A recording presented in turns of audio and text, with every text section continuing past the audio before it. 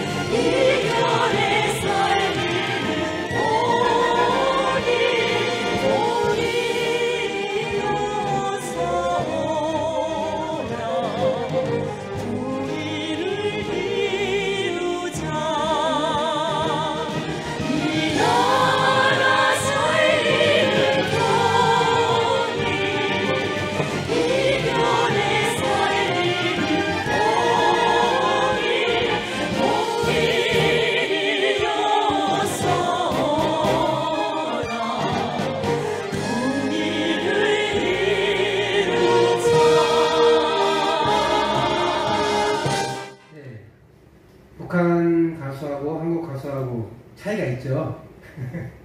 네, 같은 민족이지만 오랫동안 분단되어 있어서 어법이나 창법이 많이 다릅니다. 초등학교 때 배운 기억이 있습니다. 우리의 소원은 통일, 꿈에도 소원은 통일. 저한테는 그런 적이 없었던 것 같아요. 그냥 뭐 배워서 부르라니까 그냥 불러서 음악 시간에 불렀고 그걸로 시험을 받는 일이 기억이 안 나는데 그렇게 불렀습니다. 사실 저렇게 간절한 마음으로 정말 우리의 소원이 통일, 꿈에도 소원이 통일됐다면 통일이 벌써 되고 남지 않았을까요? 자기 욕심에 자기 욕심대로 살아가고 싶은 마음에 그게 북한은 북한대로 남한대로 살다 보니까 통일이 안 이루어지는 거죠. 꿈에도 소원이었으면 벌써 통일이 이루어졌을 거예요. 이처럼 우리가 우리의 소원은 통일이라고 노래 부르면서 통일이 이루어지지 않는 것은 진짜 통일을 소원으로 생각하지 않았기 때문입니다. 그리고 오늘 우리는 예수님의 기도에 대한 가르침을 대합니다. 도대체 우리의 소원과 예수님의 그 주기도문과 뭔 연관이 있다고 목사님이 저러실까 이런 생각을 할 수 있겠는데요. 사실 여기에 우리의 소원은 나오지 않지만 하나님 나라 백성으로서 우리의 소원이 어떤 것이어야 하는지를 생각해 볼 필요는 있는 것입니다. 오늘 주님은 우리에게 중언부언의 기도가 아닌 마음으로 드리는 기도의 모범을 제시해 주세요.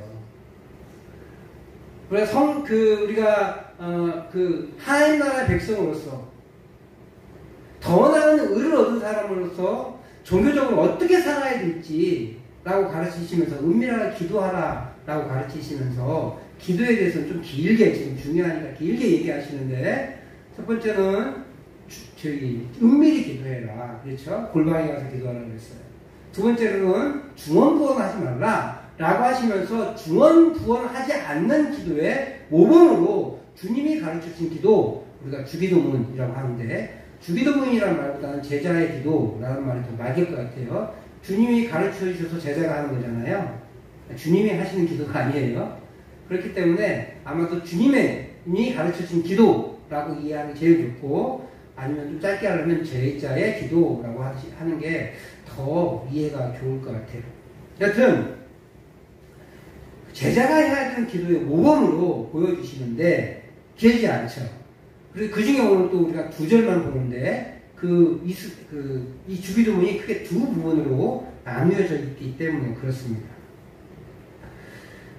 물론 우리는 이 기도문을 암송하고 개인적으로도 기도하고 그렇게 하지만 이 기도는 아마 이 기도문의 형식을 따라서 공동기도 혹은 대표기도를 해라 라고 하시는 가르침일 거예요. 이건 개인 기도가 아니라 대표기도 혹은 공동체 전체가 하는 공동기도문이에요. 그러면 이 기도문을 가르쳐 주시면서 주님께서 무엇보다 기도가 어떤 것을 우선시해야 하는지를 보여주고 계신다는 거예요. 이 기도문은요, 사실은 신앙 고백이에요. 왜냐하면 뭐부터 나오냐면 하늘에 계신 우리 아버지, 하늘에 계신 분, 여호와라고 이름 부르시는 그 하나님을 아버지로 부르는 사람만이 이 기도문을 할 수 있다는 거예요. 그래서 우리들은 초등학교 어린이 부서나 이런 데 가고 혹은 수요일 예배 때는 아무나 누구나 주기도문을 암송하고, 목사가 예배인도를 못할 때, 전사님들이 예배인도 할 때 축도를 못하니까 예배 마침에 선언을 주기도문을 하는데요. 사실 이 초대 교회나 옛날 교회들은 이 기도문은 누구만 할 수 있었냐면 세례받은 사람들만 할 수 없대요. 지금 우리가 마치 성찬에 참여하는 것은 세례받은 사람들만 성찬에 참여하듯이 첫 번째 주기도문을 외울 수 있는, 암송할 수 있는 첫 번째 날이 이 신앙 고백할 수 있는 고백이 이 세례받은 이후예요. 세례받은 날 주기도문을 할 수 있었대요. 그러니까 이 주기도문이 얼마나 귀한 줄 알겠죠. 주문으로 그냥 외운 게 아니에요. 엄청난 신앙 고백을 한 거예요. 이 당시에 세례는 목숨 건 세례거든요. 목숨을 건 거예요, 목숨을. 그렇기 때문에 이 세례받는다는 것은 내가 이제 완전히 세상에 것에 죽었습니다라는 고백이거든요. 그런 사람들에 한해서 이 주님이 가르치신 기도문을 낭독할 수 있었다는 것이에요. 세례를 받고 교회의 온전한 회원이 된 사람만이 하나님을 아버지라고 부를 수 있기 때문에 그래요. 이 아버지가 주시는 무게감이 엄청나는 걸 깨닫겠죠. 하늘에 계신 우리 아버지여 라는 한마디를 부르기 위해서 그들은 1년 이상, 어떤 공동체는 3년 가까이 걸렸다고 그래요. 3년 가까이 훈련을 받고 공동체 예배를 참여하고 그리고 신앙을 증명해낸 다음에 이 하나님에 계신 우리 아버지여 라는 한마디를 부를 수 있었다는 거예요. 물론 그 이전에도 자신의 개인 기도를 할 수는 있었겠죠. 하나님을 나의 아버지라고 모시고 예수를 나의 그리스도로 모신다라고 내 개인의 고백을 할 수 있었겠죠. 근데 공적인 자리에서 하늘에 계신 우리 아버지야라는 말의 한마디를 하기 위해서는 최소한 1년, 길게는 3년이 걸렸다는 거예요. 그러니까 있잖아요. 이 주기도문은요, 그냥 주문이 아니고 그냥 어떻게 얻어버린 기도문이 아니라 성도의 엄청난 특권이에요. 우리가 지난 성탄 전에 영화 같은 거 기억나세요? 미라클 프롬 헤븐? 그 아이가 저기 어디야 그 나무 속으로 떨어져가지고 병이 난 그거 있잖아요. 그 나무 속에 떨어졌을 때 엄마가 무슨 기도했던 거 기억나세요 혹시? 그게 죽이도 못했어요. 그러니까 우리 배경에서는 잘 이해 안 되는 경우일 수 있을 것 같아요. 근데 미국 사회만 해도 기독교 배경으로 자란 사회이고 기도의 능력이 너무 약해서 그런가? 그 주기도문을 굉장히 깊은 신앙 고백으로 이해하고 있는 것 같아요. 그래서 미국에 우리 지난번에 짧은 영상으로 봤던 그 영화도 교회 목사님이 만드시는데 그 교회 목사님 영화를 이렇게 만드세요. 교회가 한 300여 명 되는 교회인데 웨스트 포인트 교회인가 그래요. 근데 300여 명 되는 교회인데 그 교회는 진짜 영화에 매달려요. 전 교인들이. 그래서 목사님이 감독이면서 주연도 하고요. 성도들이 주연을 되게 해요. 연기를. 그 영화에서, 그분이 만드신 영화에서도 주기도문이 굉장히 깊은 신앙 고백으로 나와요.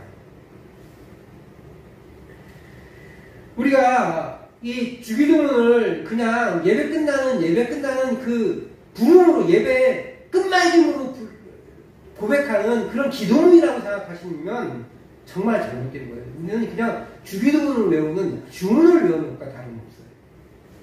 그런데 그 영화의 단편에서 본 것처럼 우리가 신앙의 고백을 가지고 주님의 가르쳐준 기도문을 암송하고 주님께 기도를 올려드린다면 이는 신자의 엄청난 특권이라는 거예요. 저는 그렇게 생각해요. 영화의 극적 효과를 높이기 위해서 이 주기도문을 그렇게 포장했을까 이런 생각이 들 때가 있었어요. 하지만 미국 신자들이 생각하는 주기도문의 능력을 단편적으로 보여주는 거예요. 주님이 가르쳐준 그 짧은 기도문에서 나타나고 그 짧은 기도문을 통해서 능력들을 경험하는 거예요. 우리가 주기도문을요 생각 없이 암송할 게 아니라 조금 깊이 있게 한마디 한마디 곱씹으면서 암송해 볼 필요가 있어요. 그래서 우리 대학 다닐 때 우리 교수님 한 분이 이 주기도문에 대해서 제가 이제 교육 신학 교수님이셨는데 그 교수님이 자기는 그때 안양인가 사셨어요.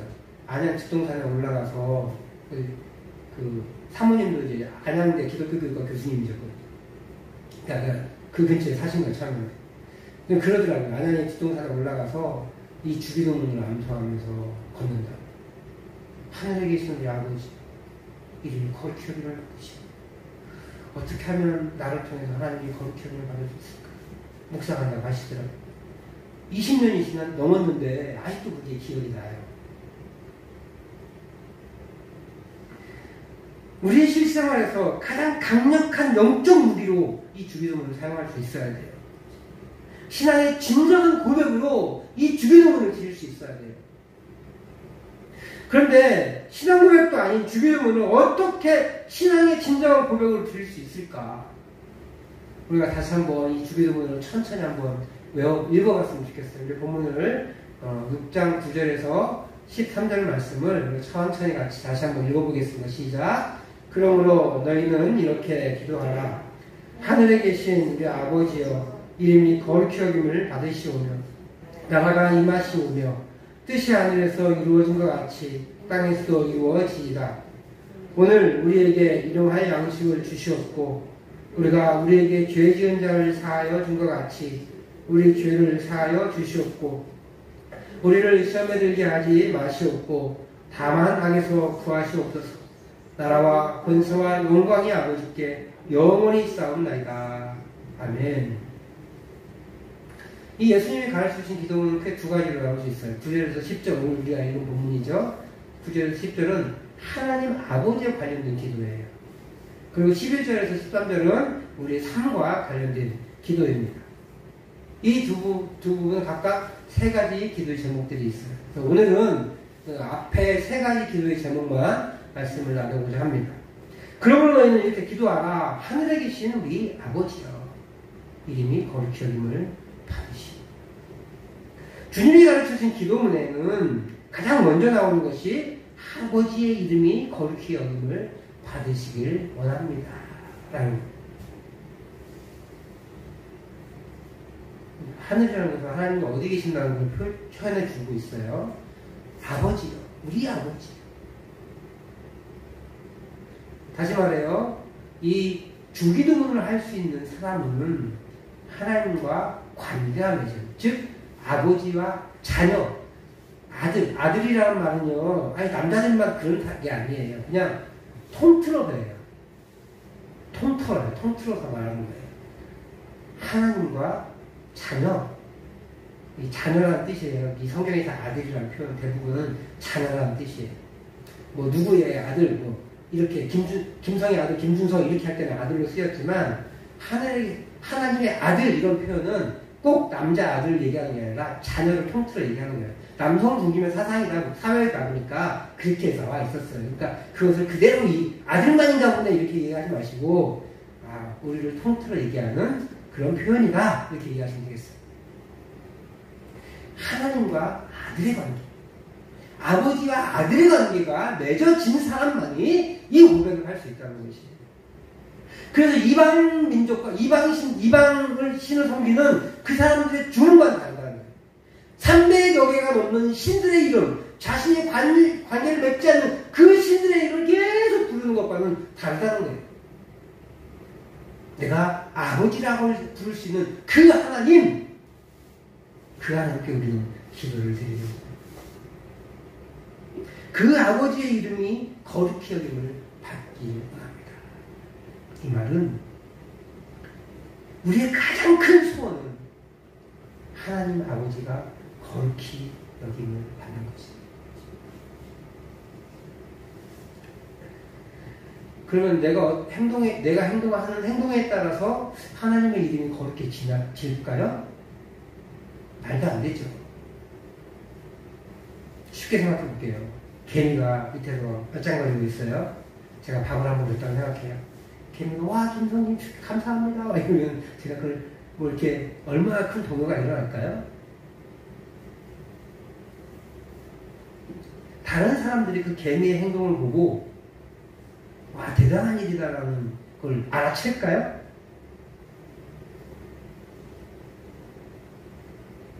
다른 지역에 사는 개미들은 이 개미 때문에 나를 우러러보게 될까요? 아닐 거예요. 그렇다고 내가 바뀌지 않아요. 그 개미가 나를 칭찬하고 격려하고 우러러본다고 해서 내가 더 높아지고 그런 게 아니라는 거예요. 너무 미약해 우리는. 그래서 우리의 너무 미약한 존재가 하나님을 높인다고 해서 하나님 영광 받아주세요 박수친다고 해서 하나님의 영광이 되지 않아요. 바뀌지 않아요. 하나님의 실체는. 하나님 스스로 하시는 거예요. 하나님의 이름이 원래 거룩히 여김을 받는 존재이신 거예요. 그날은 언제예요? 지금 많은 사람들이 하나님의 이름을 거룩히 여기지 않고 있잖아요. 그러니까 결국은 이 하나님의 이름이 거룩히 여김을 받으시는 날은 최후의 심판의 날일 거예요. 그러면 우리는 아무것도 할 게 없겠네요? 그렇지 않죠. 하나님은 우리의 영광, 그 신실한 삶, 그 삶으로 당신 스스로가 거룩히 여김을 받으시길 원하시는 거예요. 인정해 주시는 거죠. 인정. 내가 개미에게 그의 개미가 잘했다. 이렇게 하는 것처럼. 우리는 내가 할 수는 없을지는 몰라도 그것을 포기하라는 뜻이 아니에요. 하나님은 레위기에서 내가 거룩하니 너희도 거룩하라고 말씀하고 계세요. 레위기 11장 45절 말씀입니다. 같이 읽어보겠습니다. 시작. 나는 너희의 하나님이 되려고 너희를 애굽 땅에서 인도하여 낸 여호와라. 내가 거룩하니 너희도 거룩할지어다. 하나님이 전혀 영향을 받지 않음에도 불구하고 내 자녀가 되는 방법은 거룩한 삶을 유지해 나가는 것이에요.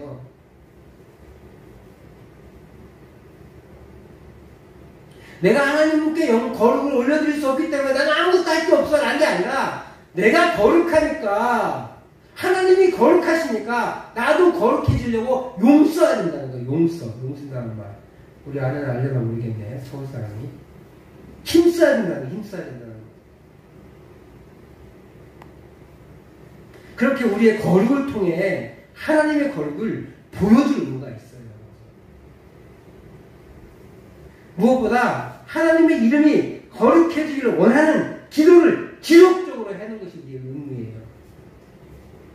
그렇다고 되진 않지만 우리는 그렇게 함으로써 내 삶을 점검하고 내가 하나님을 향하고 하나님을 바라봐야 하는 거예요.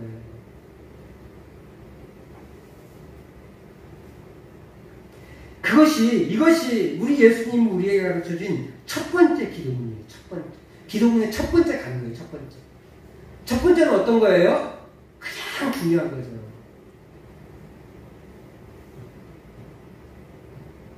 두 번째는 10절. 나라가 임하시오. 나라는 어떤 나라요? 하나님의 나라예요. 하나님. 제가 지난 시간에 우리가 주기도문을 한번 암송해 봅시다 그랬더니 당연히 저는 나라에 임하옵시며 라고 하실 줄 알았는데 나라 이 임하옵시며 라고 해서 주격조사를 정확히 쓰셨어요. 이제 우리나라 말로 좀 더 어법에 맞는 말은 나라가 임하시오며. 근데 나라가는 여기에 생략된 단어가 있어요. 당신의. 이 당신은 누굴 얘기할까요? 아버지 하나님이에요. 그래서 현대 번역가들은 되게 아버지의 나라가 아버지의 이름이 이렇게 붙여요. 당신의 이름이 당신의 나라가 이렇게 하기가 원래 좀 쑥스럽잖아요. 원래 당신은 3인칭 극존칭이에요. 그러니까 내가 우리 권사님을 당신 그러면 이건 굉장히 무리한 거지만 어머니께서는 당신의 이름으로 했다 그러면 그 어머니를 굉장히 높이는 존칭어예요. 그래서 당신의 이름이 당신의 나라가라는 굉장히 긍존칭인데 어감이 좀 이상하니까 우리 현대 번역가들은 하나님의 혹은 아버지의 나라가 아버지의 이름이 이렇게 좀 바꿔서 번역을 했어요. 하나님의 나라가 이 땅에 임하여 주시옵소서 이런 거예요. 이 하나님의 나라는 하나님의 통치를 얘기합니다. 근데 있잖아요. 예수님이 이 땅에 오실 때 하나님의 나라가 임했다고 이미 했거든요. 그런데 우리 주님은 하나님의 나라가 임하게 해달라고 기도하고 있다는 것이에요. 이미 왔는데 뭘 또 오게 해달라고 그래요? 왜냐하면 아직 오긴 왔는데 완성은 안 됐어요. 완성은 언제 되냐면 주님의 재림시까지. 그러니까 이 주기도문의 기도문들은요. 지금 내 윤리적인 삶을 얘기하는 게 아니라 정말에 우리 주님이 누려야 될, 우리 하나님이 누려야 될 그런 것들을 위해서 기도하는 거예요. 그렇다고 우리의 삶을 포기하는 게 아니라 그것을 위해서 기도할 때 우리의 삶이 정결해지고 정직해지고 신실해지고 그럴 수밖에 없잖아요. 그래서 우리 삶과 종말에 있을 그 놀라운 하나님의 그 특권, 은혜들 그런 것들을 이 동시에 연결되어 있는 것이라고 할 수 있어요. 하나님의 통치가 이 땅에 이루어지기를 소망하며 하는 기도. 이미 시작되었지만 그것이 풍성해지고 내 삶에서 온전히 이루어지게 해달라고 기도하는 것이에요. 우리는 이미 하나님의 통치를 누리고 있는 사람들입니다. 맞으시죠? 아멘입니까? 그런데 사실 내 마음대로 살 때가 더 많잖아요. 그러니까 우리는 계속해서 하나님 내 마음에 임하여 주시옵소서. 내 마음이 성령으로 충만케 하여 주시옵소서. 하나님의 통치로 하나님의 다스림으로 충만케 하여 주시옵소서 라고 기도해야 돼요. 뿐만 아니라 하나님의 나라가 내 마음속에만 임해요? 나에게만 임해요? 이 땅 가운데 임해야 되잖아요. 아직 퍼져나가지 못한 곳이 있잖아요. 아직 하나님의 통치를 누리지 못한 곳이 있잖아요. 그 영혼들을 위해서 기도해야 됩니다. 아직 하나님의 통치를 누리지 못하는 그 영혼들, 그 영혼들에게도 하나님의 나라가 임하여서 하나님의 통치를 누리게 하여 주시옵소서 라고 기도해야 된다는 것입니다. 예수님이 이 땅에 오셔서 공생애를 시작하셨어요. 30살까지 일반적인 삶을 사시다가 이제 30살에 공적인 삶을 살기 시작하셨습니다. 근데 그 공생애를 시작하시면서 계속 하신 얘기가 있어요. 그게 뭐냐면 두 가지인데, 첫 번째는 치유의 기적. 많이 먹이셨어요. 기적이죠. 치유와 먹이시는 기적을 하셨고요. 두 번째로 천국 복음을 전하셨어요. 근데 그 천국 복음은 안 나타나요. 그냥 천국 복음이래요. 뭔지 잘 모르겠어요. 그리고 어느 시간이 되고 예수님 가실 때쯤 돼서 그때서야 예수님이 가르치는 사역들이 구체적으로 나오기 시작해요. 예수님의 사역 초기에는 하나님의 나라가 어떤 것인가를 눈으로 보여주고 싶으셨던 거예요. 그래서 기적이 많이 베풀어요. 왜요? 하나님 나라는 어떤 것이기 때문에, 하나님이 통치하시는 것은 어떤 것이기 때문에요? 배고픔이 없고 질병이 없는 거잖아요. 계시록 21장 4절 말씀에 그렇게 하나님의 나라를 새하늘과 새 땅이 되는 것을 보여줍니다. 같이 21장 4절 말씀 읽어볼게요. 시작. 모든 눈물을 그의 눈에서 닦아주시니 다시는 사망이 없고 애통하는 것이나 곡하는 것이나 아픈 것이 다시 있지 아니하리니 처음 것들은 다 지나갔음이로라. 이것이 하나님 나라의 모습이에요. 새 하늘과 새 땅을 설명해 주는 거거든요. 새 하늘과 새 땅은 뭐예요? 옛날 땅이 있다는 거잖아요. 지금은 옛날 땅이에요. 그런데 이 새 하늘과 새 땅은 완전히 옛날 땅들이 없어져버리고 지구가 멸망되어지고 새롭게 만들어지는 것이 아니라 원래 하나님이 만들었던 상태로 회복되는 거예요. 회복되는 거예요. 그 하나님이 원래 만들어졌던 것이 무엇이었대요? 사랑이 없대요. 애통하는 것이나 곡하는 것이나 아픈 것이 다시는 있지 않대요. 원래 없었어요. 그런 게. 뭐 때문에 들어왔어요? 죄 때문에. 하나님의 통치를 거절했던 그 죄 때문에 이 아픈 것들, 곡하는 것들, 애통하는 것들, 사망이 들어왔다는 것입니다. 그게 하나님의 나라예요. 그래서 하나님이, 예수님께서 사역 초기에 하나님의 나라의 모습을 보여주기 위해서 이런 치유의 기적들, 먹이시는 기적들 많이 합니다. 그 뒤에는 안 해요. 가르치는데 전념하시지. 뭐 전혀 안 하는 건 아니지만.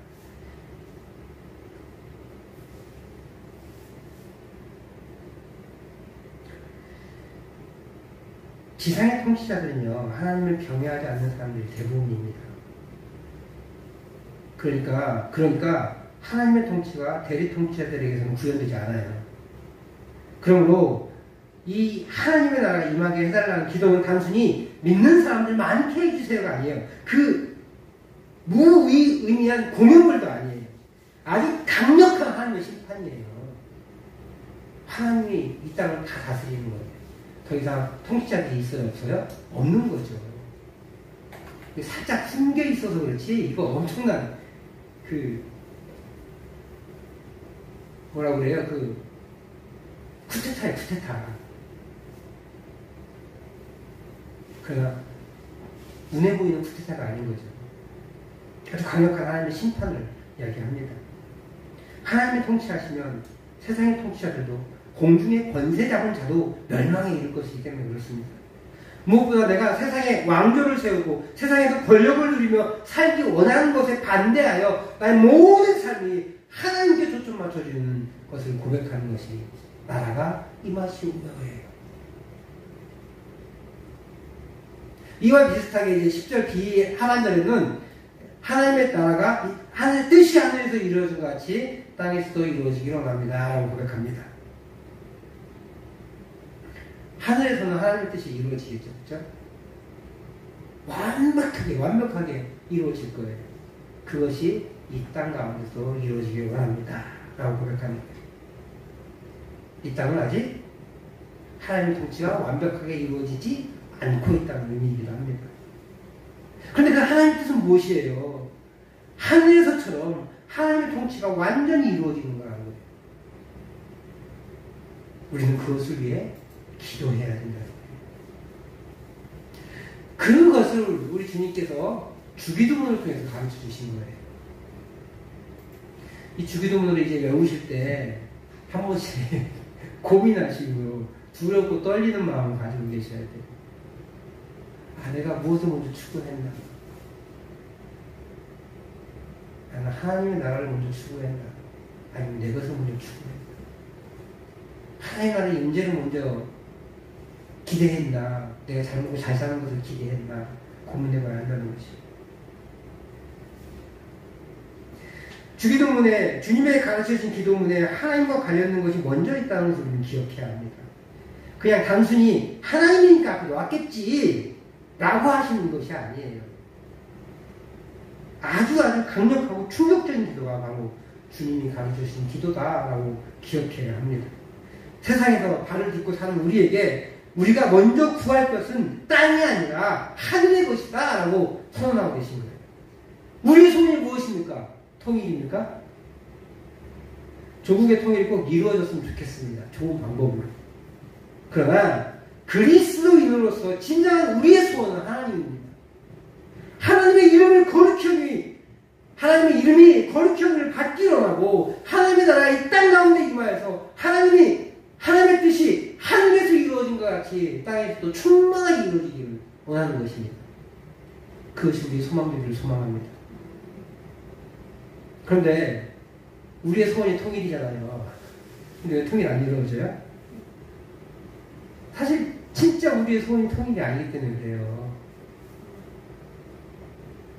아까 그 영상에서 까맣게 남은 부분들은 되게 어르신들이었어요. 70년, 80년.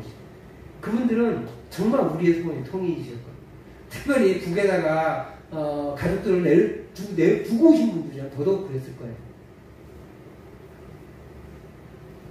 근데 전후 세대들은요, 통일을 그렇게 기대하지 않습니다.